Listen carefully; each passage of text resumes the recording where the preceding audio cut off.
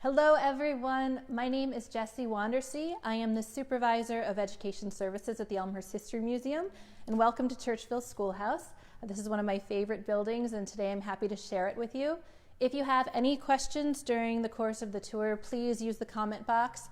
Put that question in there and I'll do my best to answer it. If I don't know the answer, I will do my best to find out the answer for you and send it to you in a private message. So starting out, Churchville Schoolhouse is a one-room schoolhouse that was built in 1850.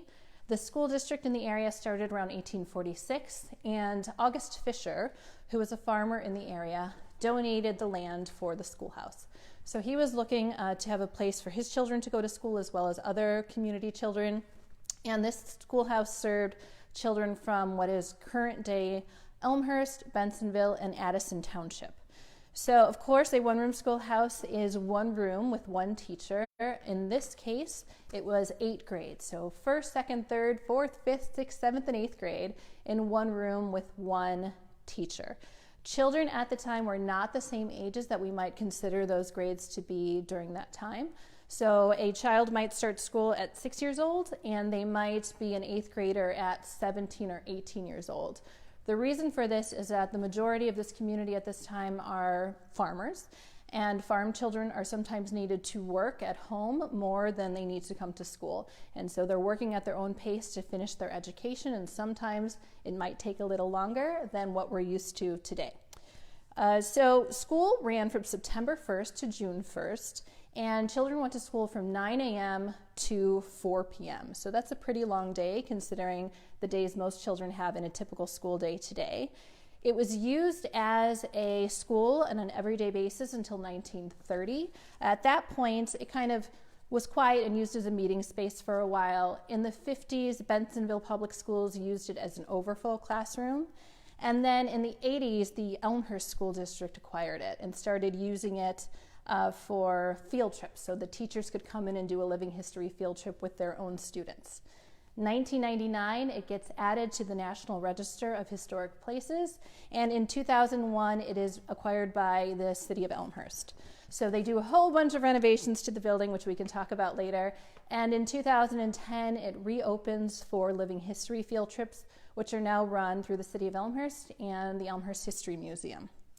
So we're going to show you this first room here. So when you first walk into the schoolhouse, you end up in this vestibule here. Now this room was not an original room in the schoolhouse. It was added a few years after the original building was here in 1850, and so it was used for a few reasons.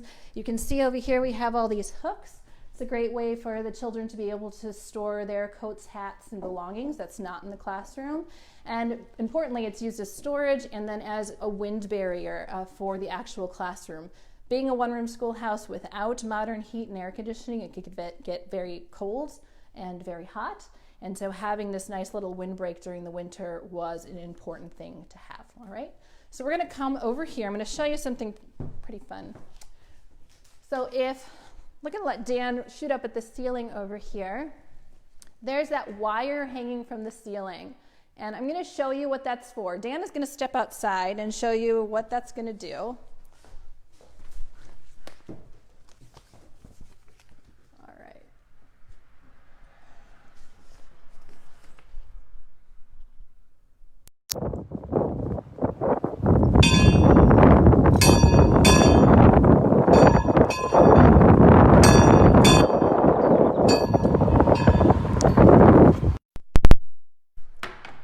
All right, so I don't know if you can see that or not. I know it's hard to hear from in here, but that is the way that we ring the bell in the belfry. So about 5 minutes before school is going to begin at 9, the teacher would come over and she'd use this. It has a little hook on the end here, and she'd hook into this wire coming from the ceiling and pull down, and that rings the bell outside. So as the children are walking to school from their farms, they hear that bell ringing and know it's time to hurry and get here on time. When the children arrived at school, they would line up outside to wait for the teacher to greet them. She'd come out and ring her handbell. The children would make their manners to their teacher, bow and a curtsy, and then they would enter and start their day. So come on into the schoolhouse.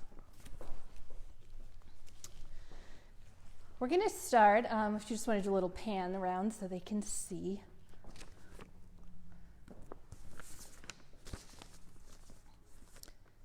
So we're going to start and talk about the desks that are in the schoolhouse.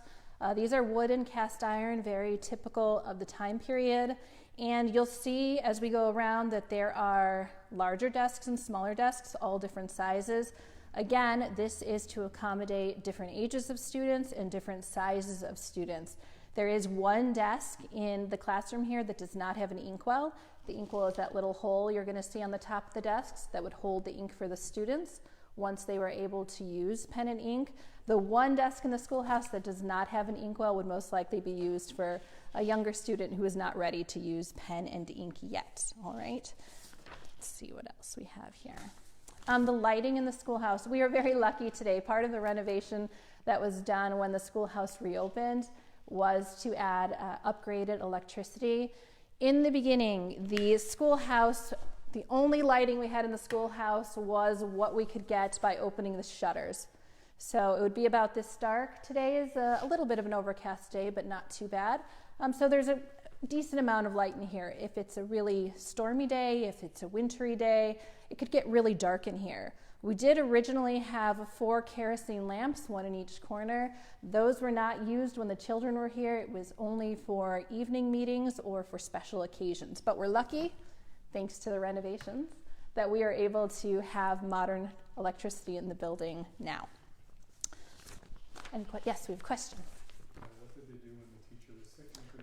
What did they do when the teacher was sick and couldn't go to work? So you would walk here from your farm, maybe 2 or 3 miles, to find out that the teacher was sick, and then school was canceled. So you would just go ahead and go on and walk home. Unless they had another arrangement, for the most part, if the teacher's ill, you're not going to school that day. All right? So let's take a walk through the classroom over here.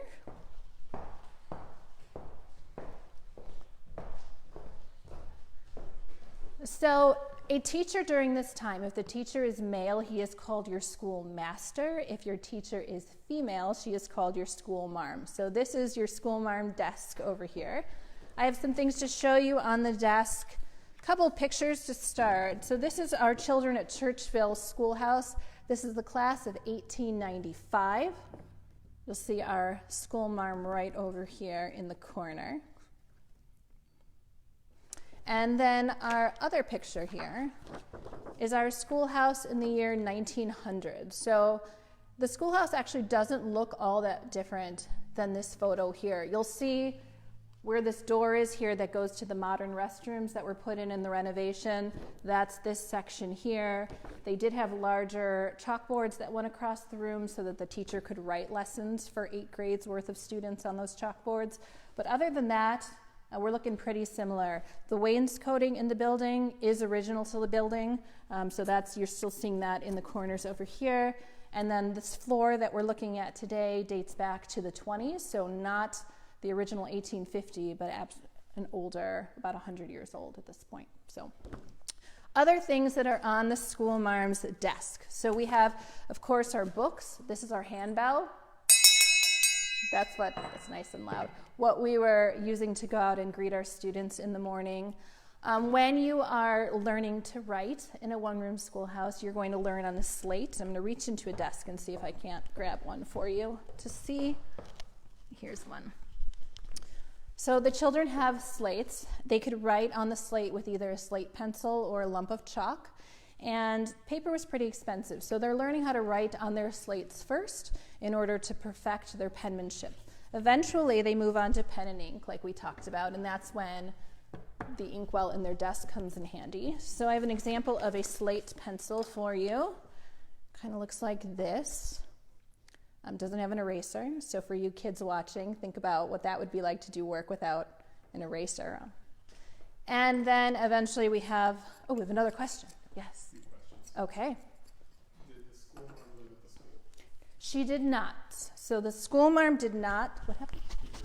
Oh, sorry. Oh, yes. So the question is, did the school marm sleep or live at the school? She did not. So the school marm, here's the interesting thing. I'm going to back up a little bit. If a woman was a school teacher during this time, chances are that she's very, very young. A female teacher at this point may only be in her mid-teens. And the reason for that is once a woman is married, she's no longer allowed to be a teacher. And because women were getting married at an earlier age, by the time maybe you're 18 or 19 years old, you're no longer allowed to teach. So a 15 or 16-year-old woman, or 17 years old, is not allowed to live on her own, right? So if she is teaching at a school that's not where her parents live, not where her family is, she might actually live with her students for a certain period of time and go from house to house in order to house her during the school year. So for you kids watching, think about, would you want your teacher to live at school with you or live at your house for a month? Or would that not be such a great thing? I don't know. Depends, right? Okay. Yes? What did children learn? What did children learn? That's a great question. So I have a list of some of the things that they were talking about at the time. Let's see what we got here. They had the typical lessons. I know we hear a lot in U.S. history about the 3 R's. That's reading, writing, and arithmetic, and that is the basis for your education. At the Churchville Schoolhouse, they're also learning spelling. They learn history, geography, physiology, so their health and safety of their body, drawing, civics, and even some of the older children were learning Latin. And something important to know about lessons in the schoolhouse is that one teacher cannot possibly teach all of those subjects to 8 grades at once. So she really depends on her students to help each other. If you are an 8th grade student, you will be responsible for assisting in the education of the younger students in the classroom. A 6th grader can help a 4th grader, a 4th grader can help a 2nd grader, and so on and so forth. So it's very much a collaborative environment to get us through the day. Okay, another question. What happens if a student is bad? All right, I'm going to show you. So we have a lot of rules in the schoolhouse. I'm going to give you the 5 basic ones so that you know what they are. The first one is to be respectful of your schoolmarm, which we all know to be respectful of our teacher. The second one is to be respectful of our fellow students, which is super important considering what I just talked about, where we have to help each other in order to learn for the day.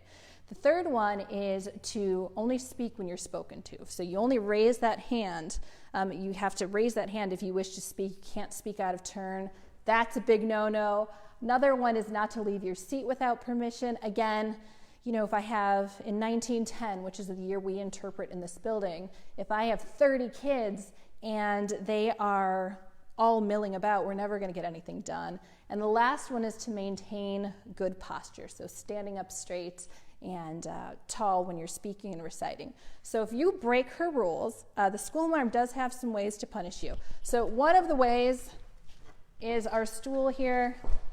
And with this punishment, the schoolmarm would make you sit in front of the class. If you're a shy student, this would probably be kind of hard to deal with because everyone's looking at you and laughing and pointing, and you're sitting up here. She may leave you up here for a pretty long time. It kind of depends on how long she thinks it's going to take you to learn your lesson. So that's one punishment. Another punishment in the schoolhouse, we'll come over to the corner, is to stand in the corner. And again, she could leave you up here for as long as she likes. I've actually seen some photographs, some drawings, renditions of students in the corner at the schoolhouse standing on a tiny little box, so they're balancing in the corner. That would be a tough one to deal with. Another punishment that we do here at Churchville is, you know, let's say Emily talks out of turn. She's just Gabby, Gabby, Gabby. And so in order to punish her, the teacher might have her come up here and put her arms out like this and hold them up and let her stay like that for a good long time until she learns her lesson. Another version of that is to have the student turn their hands over and push them together, and then take some of these, balance books on their hands in front of them.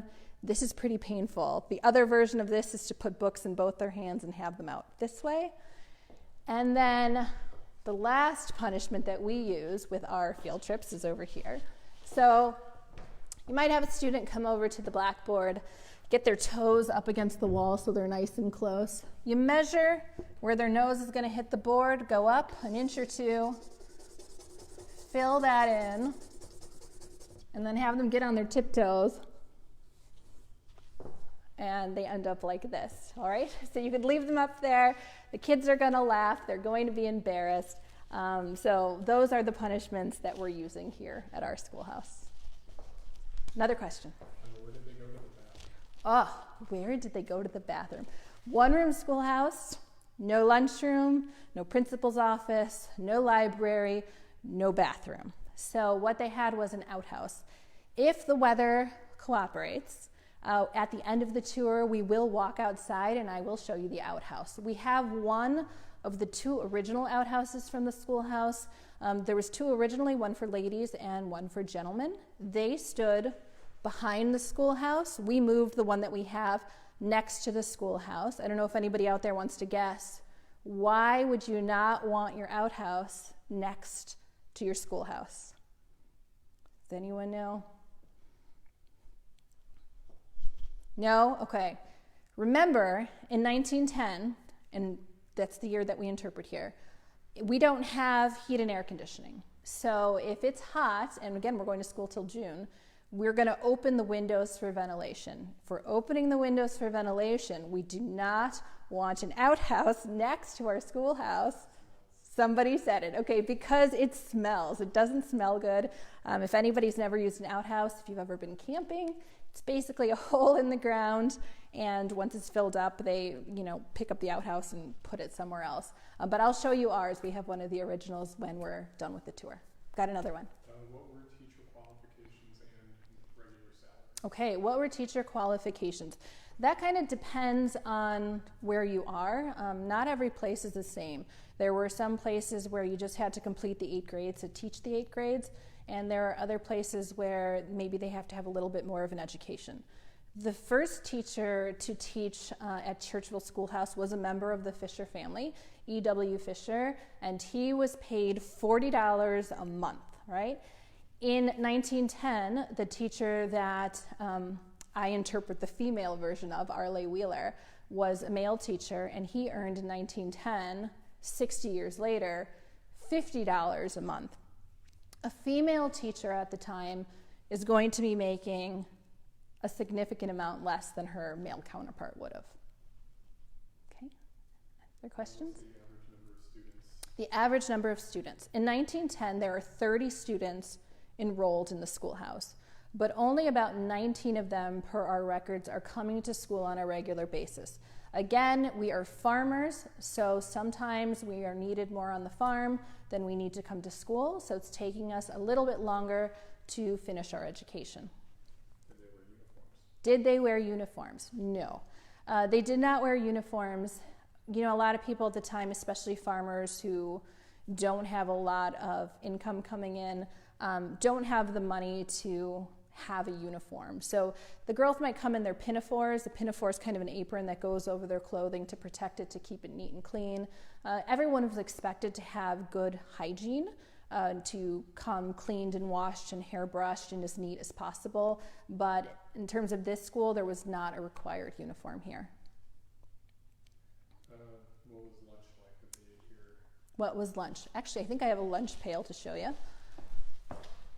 So you're at school at 9 to 4, and at noon you get an hour break. So the hour break is for lunch and recess. You are not getting to bring Lunchables to school. You don't have a lunchroom to go to for a hot dog or pizza day. This is all stuff that you're bringing with you from your home. So you would bring it in a lunch pail, this nice little metal box we have going over here. Typical lunches could be sandwiches, leftovers from supper the night before, boiled eggs, fruit if that's growing in season on your farm right now. Something that kids might do is bring a potato to school. So if you are baking your potato at home in the morning in the winter, you could walk to school with your baked potato, keep your hands nice and warm, and then when you get to school, you could put it over here on our stove, and it could sit up there and stay warm until your lunch, all right? This up here. Any other questions right now? All right, so let's continue over here on the desk. I have an example of a pen to show you here. That is what we are going to be learning to write with eventually when our penmanship gets really, really good. If you've seen those before. For you kids watching, If you've ever watched Harry Potter, you'll see them still using those pens in that movie, so it's a pretty good example, all right? And then, of course, we talked about those punishments, but there was one more punishment in the schoolhouse. So I've got my pointer here, and corporal punishment was still used at that time. So a teacher did have the right to hit a student if she had to. And if you think about it, if you have let's say a 16-year-old female school teacher who's pretty small, she may very well have a 17-year-old male student who's bigger and stronger than she is. So this might come in handy if he doesn't want to listen to her rules, right? Okay, so that's one of our things we keep handy. We have another question.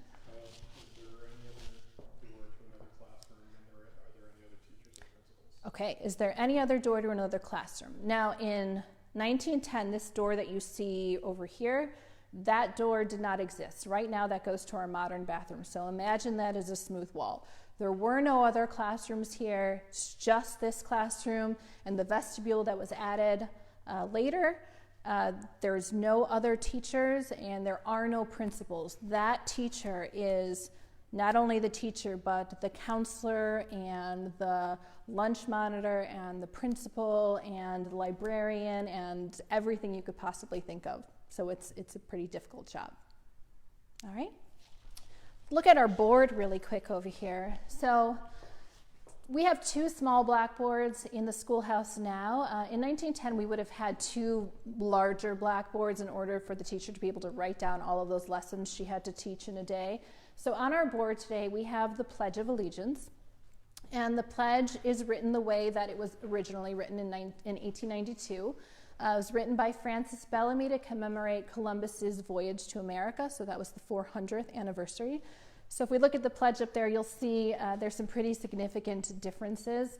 We don't add United States of America to our flag until the 20s, and then we don't add Under God to our pledge until the 1950s, which is why it's written like this. At the bottom of the board, you'll see what we call the memory gem.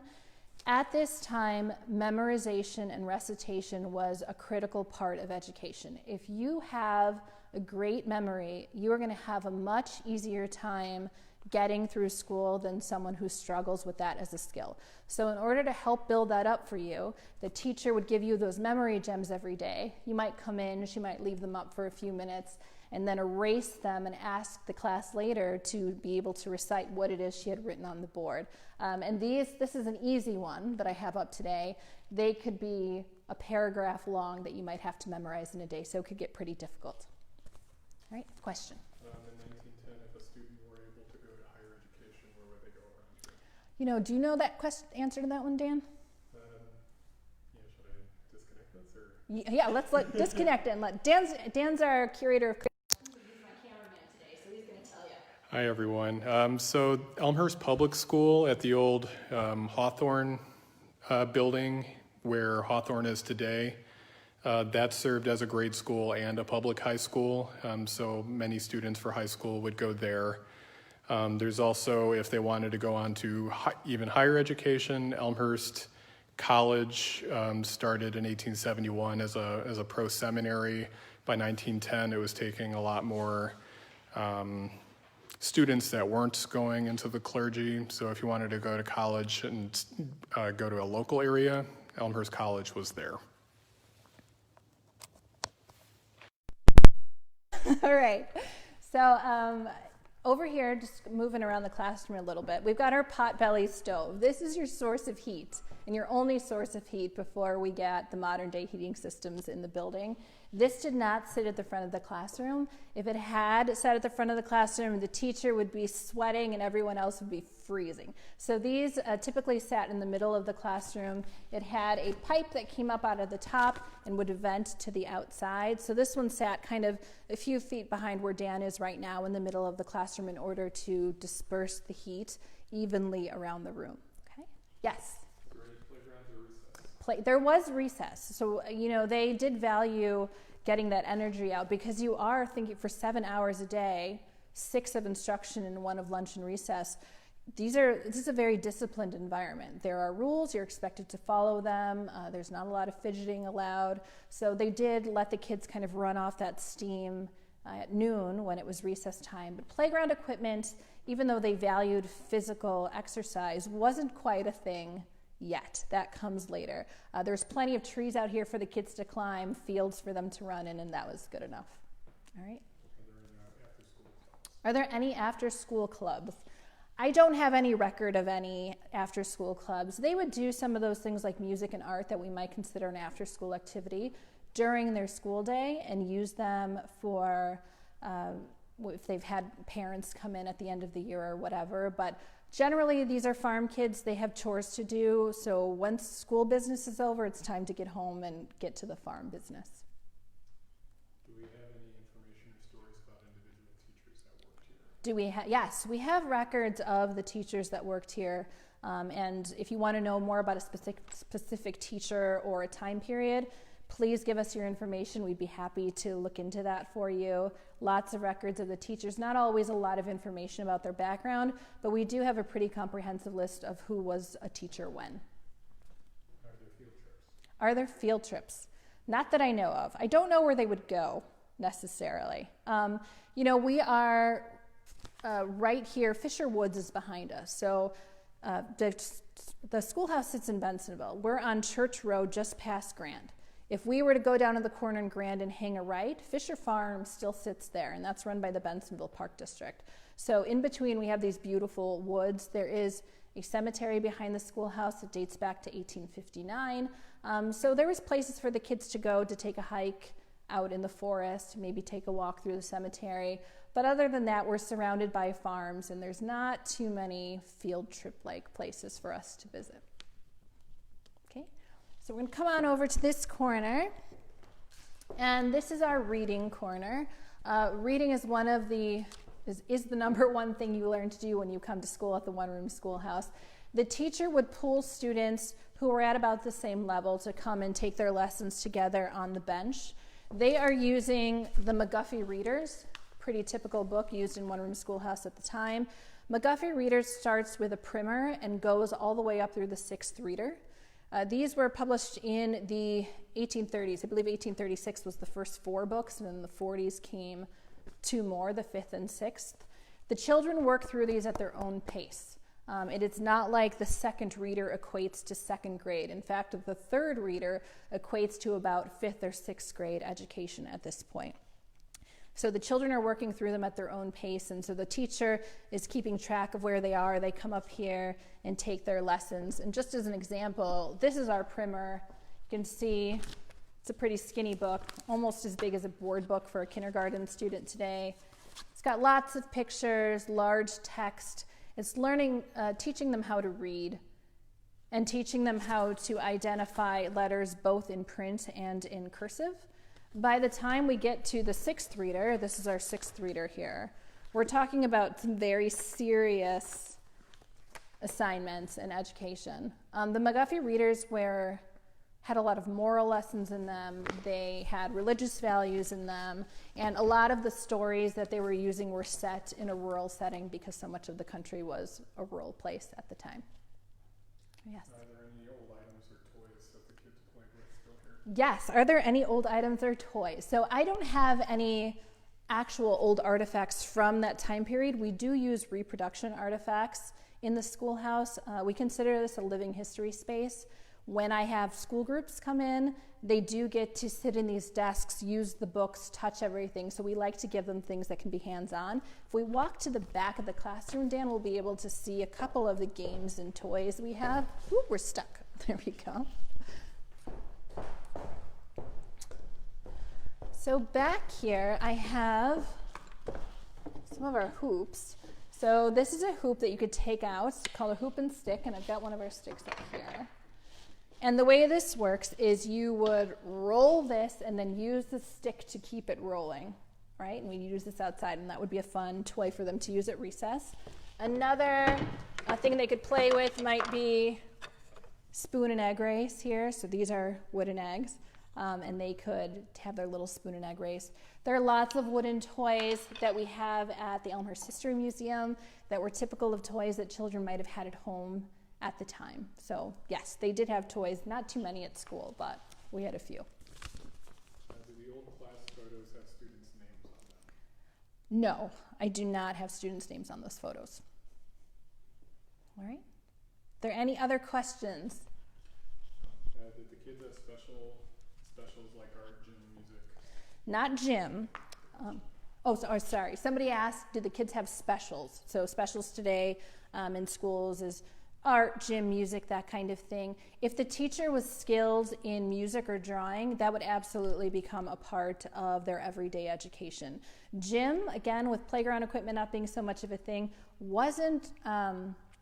wasn't a formal PE education, but they did encourage the kids to go outside, play, jump rope, play with the hoops and sticks, and get physicals to work out that energy that they're building up as they sit in the classroom all day. You have another question? What if there was an emergency? What if there was an emergency? Depends on what the emergency is, I guess. That's another part of why this teacher's job is so hard, the responsibility of the safety and education of all of these children without the modern things that we might take for granted, like a phone to call 911 if we have to, or the internet to see if there is a tornado coming. These are things that they are dealing with at the time. So it just kind of depends on the emergency. There are neighbors around here. Actually, some of our Fishers, if you're watching, still live in the area. Hello. And so you'd hope that maybe there would be a neighbor close to the school that might be able to assist you if it really came to that. Did the kids help with chores around the school? Did the kids help with chores? They could, yes. The teacher ultimately is the one who's responsible for the maintenance and upkeep of the school. That little, I don't know if I showed you the door in there, but there's a small door in the vestibule that connected to a shed outside that held the coal and wood for the potbelly stove. So the teacher had to come in and fill that every morning and get it going so we could be nice and warm in here. But potentially a student could take that on as a task. They could sweep the floor, they could clean blackboards, they could clean erasers. That might be a punishment too if you have to stay after school and do something like that. They could shovel in the winter. So yes, I mean, part of being respectful of your of your schoolhouse is to assist in those things that keep the day going every day. All right? All right, we're going to go outside for our last part. I'm going to show you the pump in the outhouse. I know you've been waiting for that one. But before we do that, I just want to say really quick, a shout out to the Elmhurst Heritage Foundation. Without them, this building would not be possible. They helped to raise money to get it where it is today. And also in October of this year, we are hoping to celebrate the 10th anniversary of the building's reopening. So please keep an eye on our website for more information about that later. Does the museum have any genuine artifacts from the schoolhouse? Does the museum have any genuine artifacts from the schoolhouse? I know that the original potbelly stove is in the log house at Fisher Farm. So I'm sure about that. Let me see if Dan, do we have anything? We also have the original desk from that photograph that you saw earlier in the presentation from 1900. That desk was in the schoolhouse all the way up until the museum acquired it, and that's currently in our collection. The original bell that's in the belfry. Part of the renovation was to shore that up and make sure everything was safe, but it's the original bell up there that we were ringing today. Okay, so let's go take a walk outside.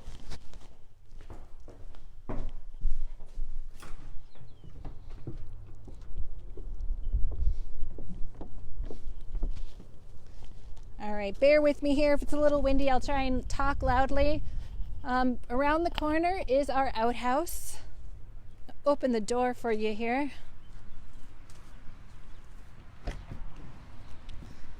It's now currently a home for a lot of spiders, but it would have been a little bit cleaner. You'll see that there is a high seat and a low seat. All right. And of course, there's no running water there. So we don't have running water in the schoolhouse either to wash hands or get a drink. So we did have a pump, and the pump is over here.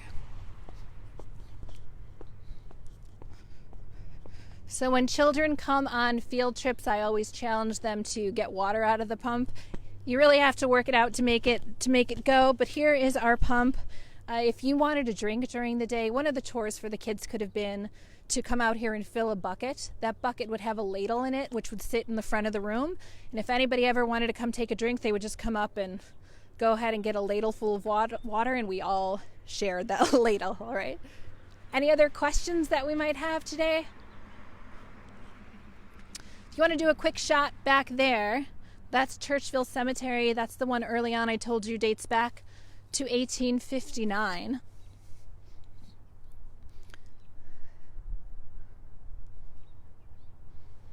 All right.